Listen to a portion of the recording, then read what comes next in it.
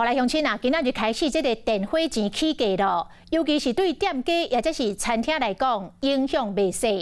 以新制度来看，每个月用电量，若伫个701度以上、3000度以下者，调起的幅度是5%到7%；若是用电量每个月达到3001度以上者，调起的幅度是10%。讲这个调幅是相当的惊人。若是以每个月用电量，这个用电费3万块来讲，新制度就要加出到3000块。尤其是做胖相关的烘焙业，这个烘箱甲冷气拢真食电。但是业者讲，也是毋敢起价，所增加的成本会家己来吸收。甲香味烘箱烘出来比较香，只是对店家来讲，4月开始成本又搁要起。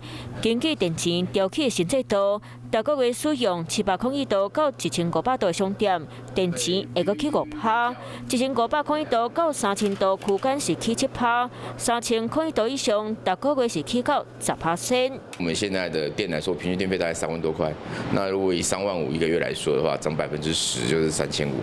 3500的话，我们目前有20家店，所以一个月多了大概7万块，一年就大概多了80多万的电费。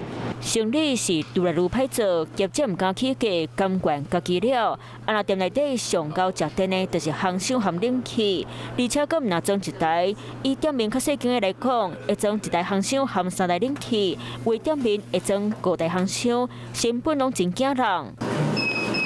为着省电，做胖业者嘛有小撇步。以做胖时间来讲，若是家顶烘焙了，得随个开炉无固定的时间，因即马会设烘胖时间点，下晝8點到中昼11點，提供予想要买早顿，或者是中昼来买胖的人下。